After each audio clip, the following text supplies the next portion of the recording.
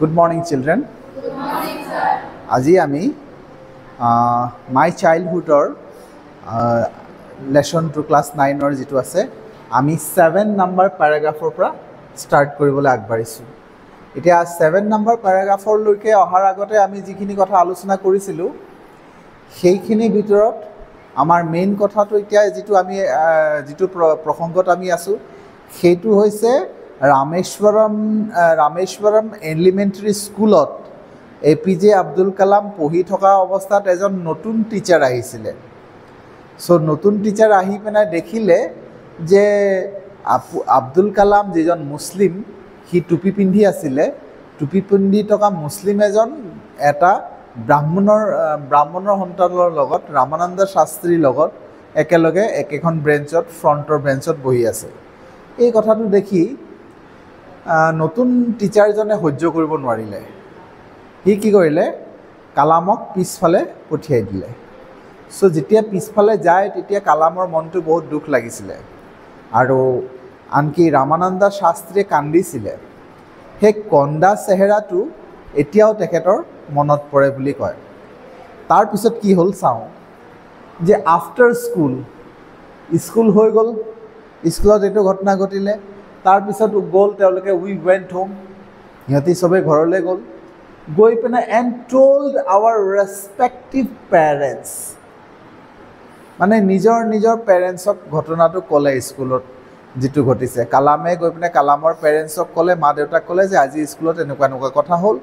আকৌ এইফালে ৰামানন্দ শাস্ত্ৰীয়ে গৈ পিনে ঘৰত আকৌ এই কথাটো ক'লে যে এনেকুৱা কথা হ'ল। ৰামানন্দ শাস্ত্ৰীৰ দেউতাক আছিলে পাক্ষী লক্ষ্মণা শাস্ত্ৰী। তেখেতক সেই কথাটো ক'লে। তাৰপিছত কি হ'ল, এবাউট দ্য ইনচিডেণ্ট, ঘটনাটোৰ বিষয়ে ক'লে। এতিয়া পাক্ষী লক্ষ্মণা শাস্ত্ৰীয়ে কি কৰিলে, চামন কৰি দিলে, মাতি পঠিয়ালে দ্য টিচাৰজনক মাতি পঠিয়ালে। এণ্ড ইন আৱাৰ প্ৰেজেঞ্চ মাতি পঠালে, সি আহিলে ইহঁতৰ উপস্থিতিত, মানে ষ্টুডেণ্টসকল আছে ইহঁতৰ মানে ইহঁতি গোটেইখিনি একলগ হৈ গ'ল। তাৰমানে মাতি পঠিয়ালে, টিচাৰজন আহিলে, য'ত মাতি পঠিয়ালে তাত তাৰমানে ৰামানন্দ শাস্ত্ৰী আছে, তাৰপিছত আব্দুল কালাম আছে বা অন্যান্য মানুহ আছে। ইহঁতৰ সকলো সন্মুখত কি কৰিলে, ট'ল্ড দ্য টিচাৰজনক ক'লে that he should not spread the poison of social inequality. টিচাৰজনক ক'লে যে তুমি আমাৰ ইয়াত এই যিটো পয়জন বুলি কৈছে, ছ'চিয়েল ইনইকুৱেলিটি, সামাজিক অসমতা, ইকুৱেলিটি মানে সামাজিক সমতা, মানে সামাজিকভাৱে সকলো সমান। যেতিয়া এখন সমাজত সকলো সমান বুলি গণ্য কৰা হ'ব, মানে তাত ধনী দুখীয়া, ওপৰ জাতি তল জাতি, আমুক ধৰ্ম তামুক ধৰ্ম, এই ধৰণৰ ধাৰণাবোৰ নাৰাখি যেতিয়া গাঁও এখনত বা সমাজ এখনত যেতিয়া গোটেই মানুহখিনি ছেম ৰেংকত যেতিয়া সকলোৱে থাকিব, তেতিয়াহে সেই সমাজখন উন্নতি হ'ব। তাত কৈ পিনে কি হয়, কিছুমান মানুহে কিছুমান কথাবোৰ বিয়পায়, কিছুমান বেয়া মেছেজ কিছুমান বিয়পায়। এইখিনি কথাক কোৱা হয় ছ'চিয়েল ইনইকুৱেলিটি, সামাজিক অসমতা, আৰু কমিউনেল ইনটলাৰেঞ্চ, সাম্প্ৰদায়িক অসহিষ্ণুতা। এইবোৰ টাৰ্ম হয়, এনেকুৱা টাৰ্মবোৰ যিবোৰ তোমালোকে পিছত আৰু বেছি ভালকৈ ইয়াত বুজিব পাৰিবা। এতিয়া মুঠতে কমিউনেল ইনটলাৰেঞ্চ বুলি ক'লে মানে এটা সম্প্ৰদায় আন এটা সম্প্ৰদায়ক সহ্য নকৰে। তাৰমানে মুছলিমে হিন্দুক দেখিব নোৱাৰে, হিন্দুৱে মুছলিমক দেখিব নোৱাৰে, আকৌ খ্ৰীষ্টিয়ানক দেখিব নোৱাৰে, এনেকুৱা ধৰণৰ যিটো কমিউনেল, এইটোক বুলি কয় কমিউনেল ইনটলাৰেঞ্চ। এই কমিউনেল ইনটলাৰেঞ্চ আৰু ছ'চিয়েল ইনইকুৱেলিটি আমাৰ সমাজত তুমি স্প্ৰেড নকৰিবা। টিচাৰজনক ক'লে নতুনকৈ আহিছা ঠিক আছে, কিন্তু আমাৰ ইয়াত এই কথাবোৰ নচলাবা, এই কথাবোৰৰ প্ৰভাৱ ইয়াত নেপেলাবা, সেই বুলি ক'লে। And in the innocent minds of children, মানে কৈছে যে সৰু ল'ৰা ছোৱালীক কি কোৱা হৈছে, মাইণ্ডছ অফ ইন'চেণ্ট চিলড্ৰেন। সৰু ল'ৰা ছোৱালীবোৰ ইন'চেণ্ট হয়, সিহঁতি নিৰ্বোধ হয়, সিহঁতি একো নাজানে, সিহঁতক যিটো শিকোৱা হয় সেইটোৱে শিকে। আচলতে আল্টিমেটলি সেইটো তেওঁলোকৰ ধাৰণা হৈ যায়।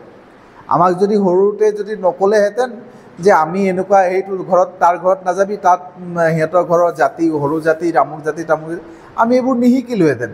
আৰু আমি এইবোৰ নিশিকিলে আমি সেইবোৰ কথা কোনো ধৰণৰ প্ৰভাৱো আমাৰ নপৰিলেহেঁতেন। কিন্তু আমাক শিকাই দিয়া হ'ল সৰুৰ পৰাই। কোনে শিকাইছে কি শিকাইছে মই সেইটো ক'ব যোৱা নাই, কিন্তু আমাক যদি সেইবোৰ শিক্ষাক নিদিয়ে তেতিয়াহ'লে আমাৰ মাজত এইবোৰ নাহেই।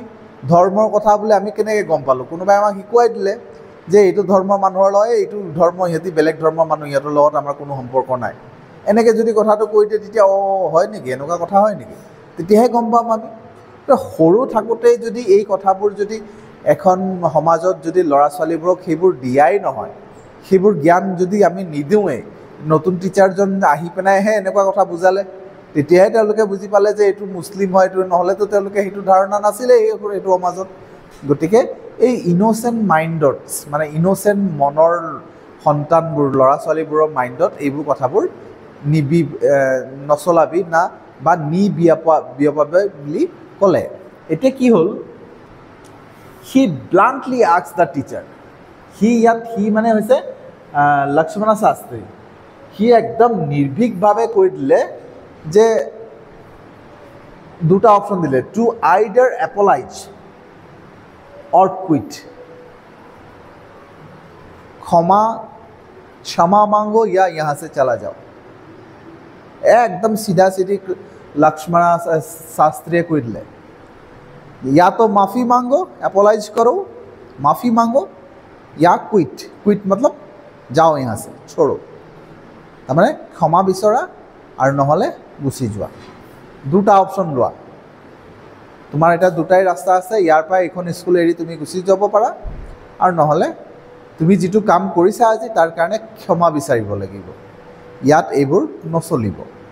আচ্ছা, তাৰপিছত quit the school and the island, মানে স্কুলখন এৰি যাবলৈ ক'লে গোটেই আইলেণ্ডটো এৰি যাবলৈ কৈছে। ৰামেশ্বৰণত তোমাৰ জেগা নাই, গোটেই ৰামেশ্বৰম এৰি গুচি যোৱা, স্কুলটো এৰিবা গোটেই ৰামেশ্বৰম যিটো টাউন আছে সেইটো এৰি গুচি যোৱা, তেনেকৈ ক'লে। তাৰপিছত হ'ল কি, not only did the teacher regret for his behaviour.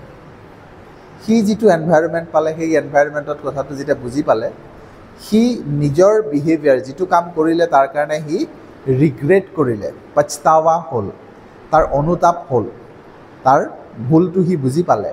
So' C regret কৰিলে, আৰু but a strong sense of conviction Lakshman Shastri conveyed ultimately reform the young teacher. কিন্তু লক্ষ্মণ শাস্ত্ৰীয়ে ইমান ষ্ট্ৰংলি তাক কথাবোৰ বুজাই দিলে, একদম পূৰা মানুহটো চেঞ্জ হৈ গ'ল। যিজন ডেকা ল'ৰা, সি আচলতে কম বয়সীয়া ল'ৰা আছিলে, য়ং টিচাৰ আছিলে, মানে বহুত বয়সীয়া টিচাৰ নহয়, ডেকা ল'ৰা আছিলে। গতিকে সেই য়ং টিচাৰে কিয় আল্টিমেটলি এই লক্ষ্মণ শাস্ত্ৰীয়ে ইমান কথাবোৰ ষ্ট্ৰংলি কনভিকশ্যন দি দিলে, মানে পইণ্টবোৰ তেখেতৰ কথাবোৰ ইমান ষ্ট্ৰংলি বুজাই দিলে, তাক ইমান ভালকৈ বুজাই দিলে, সি গোটেই মানুহটো পূৰা ৰিফৰ্ম হৈ গ'ল, চেঞ্জ হৈ গ'ল। তাৰপিছৰ পৰা তাৰ মনত আৰু কোনো ধৰণৰ জাতিভেদৰ প্ৰথা তাৰ মনত পৰা একেবাৰে আঁতৰি গ'ল। গতিকে সেইটো এটা চেঞ্জ আহিলে। আৰু ইয়াৰ পৰা আকৌ এটা আমাক উদাহৰণ দিছে যে কমিউনেল যিটো বস্তু সেইটো আমাৰ মাজত আহিব দিব নালাগে। কাৰণ ইণ্ডিয়া এখন এনেকুৱা দেশ য'ত নেকি ধৰ্ম নিৰপেক্ষ ৰাষ্ট্ৰ, তাৰমানে ইয়াত কোনো ধৰণৰ ধৰ্মৰ পক্ষপাতিত্ব কৰা নহয়। सभी धर्म के लोग एक साथ यहाँ रह सकते हैं मिलजुल कर। यहाँ गिरजा भी होगा, यहाँ मंदिर भी होगा, मस्जिद भी होगा, एक साथ मिलकर सभी लोग यहाँ रह सकते हैं, रहते हैं, मिलजुल के रहते हैं। सो ইয়াত কোনো ধৰণৰ কমিউনেল কথাটো আমাৰ ইয়াত আনিব নোৱাৰোঁ। কেলৈ নোৱাৰোঁ? কাৰণ ইণ্ডিয়া দেশখনে তেনেকুৱা হয়। যিখন দেশত যেনেকুৱা ধৰণৰ প্ৰভাৱ থাকে, কোনোবা এনেকুৱা দেশ আছে য'ত নেকি অকল এটাই দেশ থাকিব, এটাই সম্প্ৰদায় থাকিব, তাত বেলেগ কথা। বাট ইণ্ডিয়াটো হৈছে ধৰ্ম নিৰপেক্ষ ৰাষ্ট্ৰ। গতিকে ধৰ্ম নিৰপেক্ষ ৰাষ্ট্ৰত ধৰ্মক লৈ পেলাই তুমি পক্ষপাতিত্ব কোনেও যাতে নকৰে। Coming to the next point,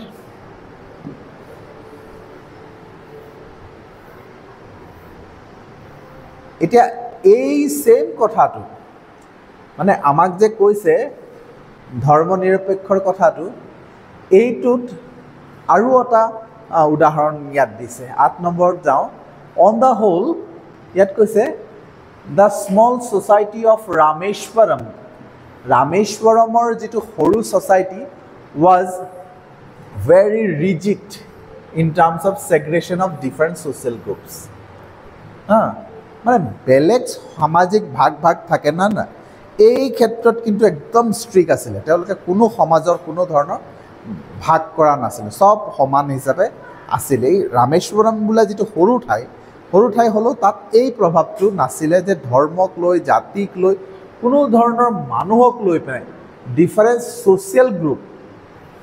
social গ্ৰুপৰ মাজত কোনো ডিফাৰেঞ্চ নাছিলে আমাৰ ইয়াত বহুত সৰু এটা ঠাই যদি কওঁ য'ত নেকি 10 ঘৰ মানুহ থাকিব পাৰে এটা গাঁৱত সেই 10 ঘৰ মানুহৰ মাজতো ভাগ থাকিব ইহঁতি ধনী মানুহ এই 2 ঘৰ ধনী মানুহ এই 3 ঘৰ দুখীয়া মানুহ এই 2 ঘৰ আমুকৰ পৰা অহা এই 2 ঘৰ আমুকৰ পৰা অহা এই 2 ঘৰ আগৰ পৰা ইয়াতে থকা এনেকুৱা ধৰণৰ কথা লৈ পেলাই তেওঁলোকৰ হেৰি হৈ যায়গৈ বিভেদ সৃষ্টি হৈ যায় একো নাথাকিলেও ক'ব মই ইয়াত আজি ইমান বছৰৰ পৰা আছোঁ গতিকে মোৰ পাৱাৰ আছে আৰে চবেই সমান সেই বস্তুটো ইয়াত আছিলে ইহঁতে এইটো ক্ষেত্ৰত খুব ৰিজিড আছিলে বুলি কয় আৰু ৰিজিড মানে খুব দৃঢ় তেওঁলোক এইটোত একদম কোনো ধৰণৰ কেতিয়াও কোনো এক্সকিউজ নাৰাখিছিলে যি কি নহওক তেখেতৰ এটা এজন টিচাৰৰ কথা কৈছে টিচাৰ ছায়েন্স টিচাৰৰ নামটো হৈছে শিৱা সুব্ৰমণিয়া আয়াৰ নামটো অলপ টান শিৱা সুব্ৰমণিয়া আয়াৰ চ' এজন তেখেতৰ ছায়েন্স টিচাৰ গতিকে এই ছায়েন্স টিচাৰ তেখেতো এনেকুৱা হয় অৰ্থডক্স ব্ৰাহ্মীণ সেই ছায়েন্স টিচাৰজনো এজন অৰ্থডক্স ব্ৰাহ্মীণ আমি অলৰেডি ডিছকাছ কৰিছোঁৱে যে ব্ৰাহ্মীণৰ ভিতৰত যিখিনিয়ে একদম নিয়ম নীতি পালন কৰি থকা ধৰ্মীয় পৰম্পৰা পালন কৰি ৰখা যিখিনি ব্ৰাহ্মণ আছে সেইখিনিক অৰ্থডক্স ব্ৰাহ্মণ বুলি কয় তাৰমানে ব্ৰাহ্মণৰ ভিতৰত এনেকুৱা বহুত ব্ৰাহ্মণ আছে যিসকলে ব্ৰাহ্মণৰ নিয়মখিনি পালন নকৰে জাতিটো ব্ৰাহ্মণ হয় কিন্তু তেওঁলোকে ব্ৰাহ্মণৰ নিয়মখিনি পালন নকৰে তেওঁলোকে বিজনেছ কৰিলে চলি থাকে কিন্তু কিছুমান এনেকুৱা ব্ৰাহ্মণ আছে জাতিটো ব্ৰাহ্মণ হৈ যোৱাৰ কাৰণে তেখেতে কাপোৰ কানিৰ পৰা আদি কৰি গোটেই নিয়ম নীতিবোৰ ব্ৰাহ্মণৰ নিয়ম নীতিবোৰ মানি চলে তেনেকুৱা মানুহবোৰক মানে অৰ্থডক্স বুলি কোৱা হয় গতিকে তেনেকুৱা অৰ্থডক্স ব্ৰাহ্মীণ হয় সেইজন টিচাৰ কিন্তু সেই টিচাৰজনৰ ৱাইফ যিজন আছিলে সেই ৱাইফজন ভেৰি কনজাৰভেটিভ ৱাইফজন আকৌ তেনেকুৱা ধৰণৰ আছিলে খুব কনজাৰভেটিভ মানে এই সমাজত তাৰমানে চব মিলিব নোৱাৰে হিন্দু হৈ পেলাই মুছলিমৰ লগত মিলিব নোৱাৰে মানে মনটো খুব সংকীৰ্ণ বেলেগ জাতিৰ মানুহক দেখিব নোৱাৰে এনেকুৱা ধৰণৰ মানুহবোৰক কনজাৰভেটিভ বুলি কয় খুব কনজাৰভেটিভ আছিলে আৰু was something of a rebel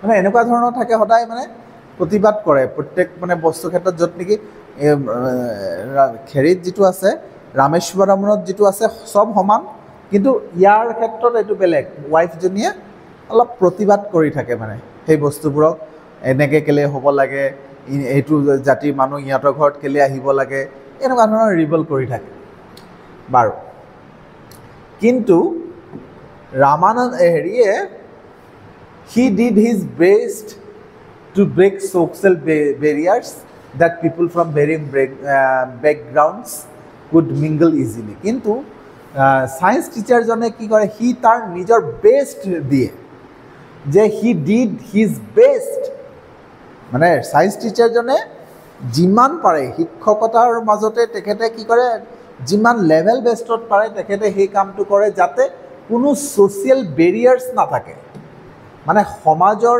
কিবা এটা বাধা যাতে নাথাকে সেইকাৰণে তেখেতে নিজৰ যিমান পাৰে কৰে যাতে কি হয় যে so' that people from varying background could mingle easily বেলেগ বেলেগ বেকগ্ৰাউণ্ডৰ পৰা অহা মানুহ বেলেগ বেলেগ জেগাৰ পৰা অহা মানুহ বেলেগ বেলেগ ধৰ্মৰ মানুহখিনি চব একেলগে যাতে মিলি জুলি থাকিব পাৰে সেইটোৰ কাৰণে শিৱা সুব্ৰমণিয়া আয়াৰে তাৰ লেভেল বেষ্ট ট্ৰাই কৰি থাকে খুব চেষ্টা কৰি থাকে যে দেখে যদি এই দুজন মানুহ এনেকুৱা ধৰণৰ ধৰ্মক লৈ পিনে কাজিয়া কৰি থাকে কিবা কৰি থাকে সিহঁতক মিলাবলৈ চেষ্টা কৰে সদায় আৰু তাৰ নিজৰ ঘৰতে তাৰ ৱাইফে তেনেকুৱা ধৰণৰ হয় তো সেইটোক ঠিক কৰিবলৈ সি কি কৰিলে he use to spend hours with me মানে সেই টিচাৰজনে কালামক খুব ভাল পাইছিলে আৰু কালামৰ লগত বহুত সময় কথা পাতি থাকে কিবা কিবি ঢেৰ কথা পাতে আৰু কয় কালামক কয় উড চে Kalam I want you to develop so that you are on the par of the highly educated people of the big cities. মই কালামক কয় তাৰমানে মই তোমাক বহুত ওপৰত উঠি থকাটো বিচাৰোঁ তুমি যাতে হাইলি এডুকেটেড পিপুল হৈ থাকা ডাঙৰ ডাঙৰ চহৰৰ হাইলি এডুকেটেড মানুহৰ নিচিনা হৈ থকাটো মই বিচাৰোঁ তো সেই টিচাৰজনৰ এটা ইচ্ছা আছিলে যে কালাম তুমি কিন্তু বহুত ডাঙৰ মানুহ হোৱা মানে বহুত শিক্ষিত মানুহ হোৱা যাতে ডাঙৰ ডাঙৰ চহৰৰ ডাঙৰ মানুহ হিচাপে এডুকেটেড মানুহ হিচাপে শিক্ষিত মানুহ হিচাপে তোমাৰ নিজৰ পৰিচয় যাতে হোক তেনেকুৱা হোৱাটো মই বিচাৰোঁ মানে কালামক ডেভেলপ হোৱাটো বিচাৰে এই শিক্ষকজনে আৰু শিক্ষকজনে হয়তো বুজি পাইছিলে কালামক যিহেতু তেখেতে এজন শিক্ষকে পটেনচিয়েলিটিটো বুজি পাইছিলে তেতিয়াতো কালাম নাছিলে নহয় আজিহে এতিয়া চাইণ্টিষ্ট হোৱাৰ পিছতহে কালাম নিচিনা হৈছে সেই সময়ত আব্দুল কালাম তোমালোকৰ নিচিনা এজন ছাত্ৰ তোমালোকৰ নিচিনা বহুতৰ মাজতে এজন ছাত্ৰ সি যে ফিউচাৰত তেনেকুৱা হ'ব এতিয়াতো আমি নাজানিছিলোঁ এইটো সময়ত কোনো টিচাৰ শিৱসুব্ৰমণিয়া আয়াৰেতো তেতিয়াতো ভবা নাছিলে যে ই ভাৰতৰ এজন এনেকুৱা ইমান পপুলাৰ মানুহ এজন হ'ব ইমান ফেমাছ ইমান কাইণ্ড মানুহ এজন হ'ব বুলিতো কোনো জনা নাছিলে চ' তেনেকুৱা ধৰণৰ তেখেতৰ উইচ আছিলে তাৰপিছত কি হ'লগৈ তেখেতৰ ৱাইফক ঠিক কৰিব লাগেতো মানে তেখেতে নিজৰ ৱাইফক ঠিক কৰিব লাগে এতিয়া যে ৱাইফটো হৈছে অলপ মানে কনজাৰভেটিভ মানুহজনী গতিকে ৱাইফক ঠিক কৰিবলৈ কাৰণে কি কৰিলে ওৱান ডে এদিনাখন কি কৰিলে এই কালামক ইনভাইট কৰিলে ওৱান ডে হি ইনভাইটেড মি কালামে শিৱসুব্ৰমণিয়া আয়াৰে কালামক ইনভাইট কৰিলে টু হিজ হোম তেওঁৰ ঘৰত মাতিলে তই মোৰ ঘৰত আহিবি ফৰ মিল ভাত খাবলৈ কালামক টিচাৰে ষ্টুডেণ্টক ক'লে যে তই মোৰ এদিন ঘৰত আহি পিনে ভাত খাবি এদিন কিন্তু যেনেকৈ এই কথা তাৰ ৱাইফে গম পালে ৱাজ হৰিফাইড ভয় খাই আৰে কি কথা কৈছা क्या बोल रहे हो हॉरिफाइड अरे কেনেকৈ হ'ব কাৰণ মুছলিম বয় বিং ইনভাইটেড টু ডাইন মুছলিম ল'ৰা এটাক মাতিছা ভাত খাবলৈ য'ত নেকি পিয়'ৰ কিচেন ৰিচুৱেলি পিয়'ৰ কিচেন আমাৰ হিন্দু ধৰ্মৰ মানুহখিনিৰ যিখিনি কিচেন থাকে এই কিচেনখিনি ৰিচুৱেলি পিয়'ৰ থাকে ৰিচুৱেলি পিয়'ৰ মানে কিচেনটো কিন্তু হিন্দু ধৰ্মৰ মানুহখিনি বা বেলেগ মানুহখিনিও কৰে কিন্তু আমাৰ মানুহখিনিৰ কনচেপ্টটো অলপ বেলেগ ধৰণৰ তেওঁলোকে মানে যিটো ৰান্ধনীশাল সেই ৰান্ধনীশালত পূজা কৰে পূজা কৰাৰ পিছতহে মানে জুই জ্বলায় ব্ৰহ্মা দেৱতাক আহ্বান কৰাৰ পিছত তেখেতে মানে হিন্দু ধৰ্মৰ মানুহখিনিয়ে তাত জুই জ্বলাই খানা চানা বনায় চ' সেই খানাৰ পৰা প্ৰথম ভাগ খানা ভগৱানক নিবেদন কৰে তাৰপিছত বাকী মানুহখিনিয়ে সেই খানাখিনি খায় প্ৰথমতে গা পা ধুই লৈ গোটেই পাকঘৰটো লিপিব চফা কৰি লৈ পিনে লিপি লৈ পিনে তাত পূজা টুজা কৰি পিনে পিয়'ৰ ৱাটাৰ দি পিনে গংগা জল ছিটাই একদম পৰিষ্কাৰ পৰিচ্ছন্ন কৰি ৰাখি তাৰপিছত তাত মানে হেৰি হ'ব গা নোধোৱাকৈ মহিলাগৰাকীয়ে ডাইৰেক্ট পাকঘৰতলৈ সোমাবই নোৱাৰে মন্দিৰৰ নিচিনা পাকঘৰটো তেনেকুৱা ৰাখে গতিকে শিৱসুব্ৰমণিয়া আয়াৰৰ ৱাইফেও তেনেকুৱা ৰিচুৱেলি পিয়'ৰ কিচেন সেই কিচেনত আকৌ এজন মুছলিম ল'ৰা এটাই ভাত খাব এইটো ধাৰণা শুনাৰ লগে লগে মানে ৱাইফ ভয় খাই গ'ল কি কথা কৈছা মানে এনেকুৱা ধৰণৰ আছিলে কেনেকুৱা সম্ভৱ কেনেকৈ হ'ব এনেকুৱা ধৰণৰ এটা ৰিয়েকশ্যন আছিলে তাৰপিছত উপায়টো নাই মাতিছে হাজবেণ্ডে আৰু ল'ৰাটো আহিছে কিন্তু ই কি কৈছে শ্বি ৰিফিউজ টু ছাৰ্ভ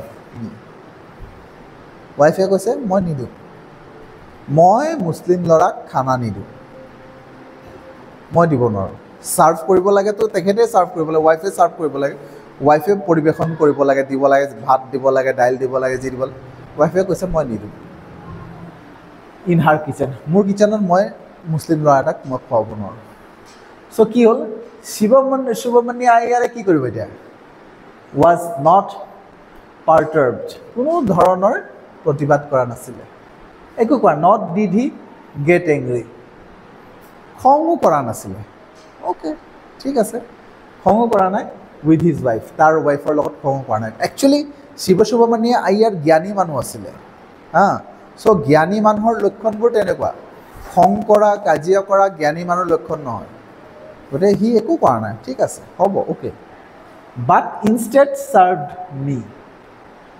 এতিয়া ৱাইফে নিদিয়ে কি কৰিবা, হাজবেণ্ডে নিজে হেৰিক কালামক চাৰ্ভ কৰিছে মানে ভাত দিছে, ভাত বাঢ়ি দিছে, চব্জি দিছে, দাইল দিছে, গোটেইখিনি কালামক টিচাৰজনে নিজে পৰিৱেশন কৰিছে, অ'ন হেণ্ড, নিজৰ হাতেৰে পৰিৱেশন কৰিছে, and sat down beside me to eat his meal. তাৰপিছত তেখেতৰ লগতে হেৰিজনো বহিছে, তাক দি লৈছে গোটেইখিনি, তাৰ লগতে হেৰিয়েও মানে টিচাৰজনেও খাবলৈ বহিছে। হিজ ৱাইফ ৱাচ আছ, ৱাইফজনীয়ে আকৌ চাই আছে ইহঁতক, from behind the kitchen door, কিটচেনৰ দৰ্জাৰ বাহিৰৰ পৰা পিছফালৰ পৰা চাই আছে। ই কালামে গম পায় যে ৱাইফে চাই আছে। So' I wonder whether she had observe any difference in the way I eat rice.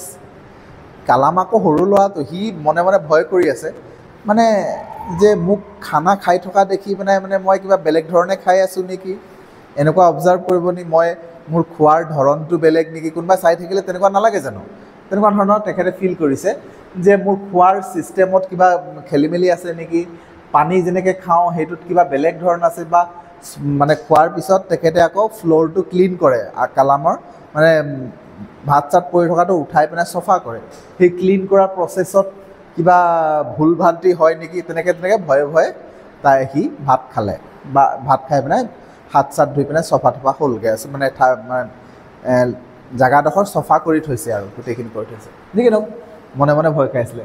When I was living the house, তাৰপিছত ঘৰটো এৰি যাব, খানা পিনা হৈ গ'ল, এতিয়া কালাম যাব লৈছে, যাওঁতে কি কৰিলে, Shiva Subramania Iyer invited me to join him for dinner again the next weekend.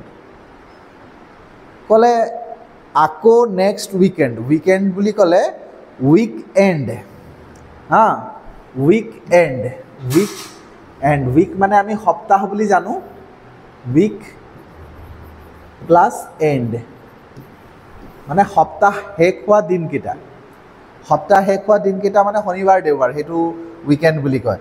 So' weekend, next উইকেণ্ডত তই আকৌ আহিবি মোৰ ঘৰত ভাত খাবলৈ বুলি ক'লে কালামক, আকৌ মাতিলে।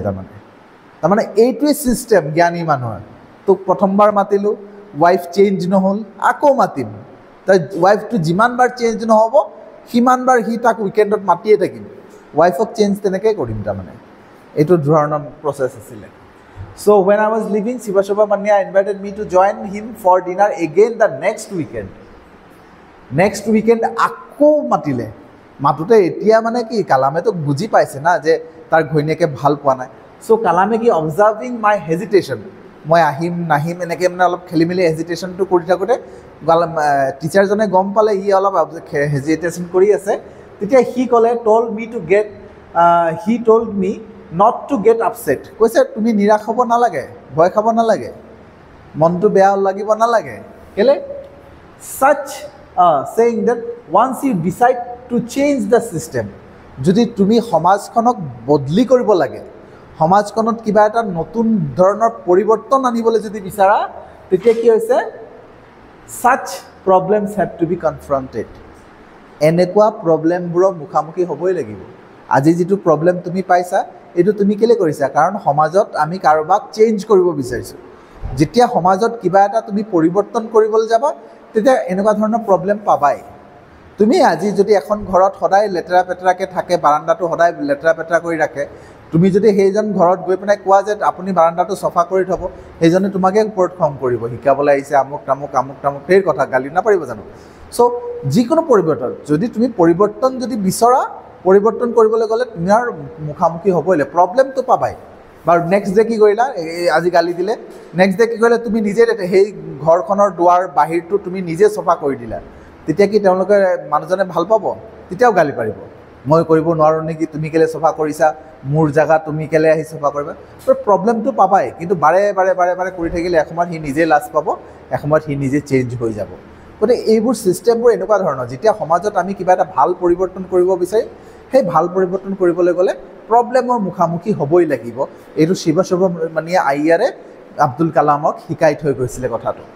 সেই কথাটো ইয়াৰ লগত when I visited his house next weekend, পিছৰ সপ্তাহ যেতিয়া তেখেত আকৌ গৈছে সেইটো ঘৰত, শিৱ সুব্ৰমণিয়া আয়াৰ্ছ ৱাইফ টুক মিট ইনচাইড, তাৰ ৱাইফে নিজেই তাক ঘৰৰ ভিতৰলৈ লৈ গৈছে, হাৰ কিচেনৰ ভিতৰলৈ লৈ গৈছে, and serve me food with her on hand. Next time তাৰ ৱাইফে নিজৰ হাতেৰে খানা মানে হেৰি কৰিছে, উলিয়াই দিছে, ছাৰ্ভ কৰিছে। গতিকে পিছৰ সপ্তাহত চেঞ্জ হৈয়ে গ'ল তাৰ ৱাইফটো। বহুত সময় নালাগিলে, মানুহৰ চেঞ্জ আহিবই, খালি আমি ট্ৰাই কৰি থাকিব লাগিব যে ভাল ক্ষেত্ৰত আমি সদায় পৰিৱৰ্তন বিচাৰিব লাগিব। তুমিও তোমাৰ ঘৰত যদি কিবা বেয়া দেখা, সেইটো পৰিৱৰ্তন কৰিবলৈ তোমালোকৰ চেষ্টাটো থাকিব লাগিব। আৰু সেই চেষ্টাটো কৰিবলৈ যাওঁতে বাধা পাবাই, কোনো ধৰণৰ কথা নাই। প্ৰথমে নিজৰ ঘৰটোত পৰিৱৰ্তন কৰিবা, তাৰপিছত সমাজৰ পৰিৱৰ্তন কৰিবা, তাৰপিছত সম্প্ৰদায়টো চেঞ্জ কৰিবা, তাৰপিছত তুমি দেশখনক চেঞ্জ কৰিব পাৰিবা। চ' আৰম্ভণি সদায় ঘৰৰ পৰাই হয়। এতিয়া এইটো আৰম্ভণি দেখিছা যে সি ঘৰৰ পৰাই আৰম্ভ কৰিছে। প্ৰথম আৰম্ভটো ঘৰতে কৰিব লাগিব, কাৰণ ৱাইফজনীয়ে দেখোন এনেকুৱা ধৰণৰ, প্ৰথম ৱাইফজনীক ঠিক কৰিব লাগিব, তেতিয়াহে বাকীখিনি দুইজনে মিলিয়ে চেঞ্জ কৰিব পাৰিব। গতিকে আমি ঘৰৰ পৰাই আমাৰ পৰিৱৰ্তনটো ষ্টাৰ্ট কৰিব পাৰিম। চ' আজিলৈ আমি ইয়াতে সামৰিছোঁ। নেক্সট আমি অলপ আছে, সেইখিনি আমি নেক্সট ভিডিঅ'ত কমপ্লিট কৰিম। Thank you for today.